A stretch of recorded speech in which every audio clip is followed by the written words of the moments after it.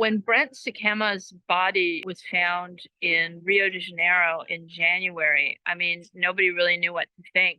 He had been found stabbed 18 times with like a pair of scissors. It sounded like a crime of passion. Nobody really knew what he was doing there. So I spent a few weeks looking into it and calling people in Brazil. And it seems that Brazilians arrested a Cuban man who had just moved to Brazil and actually had met Brent Sikama when he was in Cuba with his husband, who is also a Cuban national. They were going through a very nasty divorce that began in 2022. They have a 14-year-old son that they were fighting over. And the Brazilian police last week said that they wanted to speak to the Cuban-born husband, Daniel Sikama, to find out if he knew the suspect.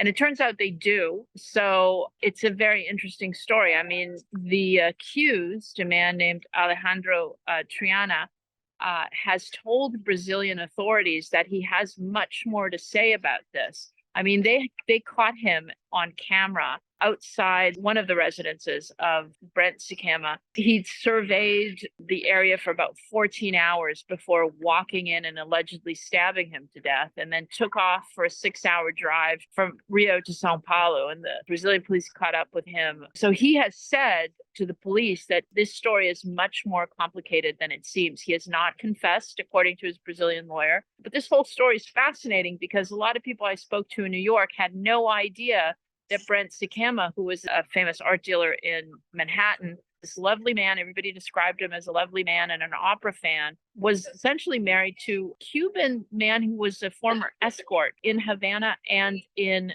Madrid. So a very complex story because you have on the one hand this sort of very well-known contemporary art dealer and this sort of other life that he had in sort of gay circles in Havana, Fire Island, and in Rio de Janeiro. So a lot there that we're still waiting to find out about.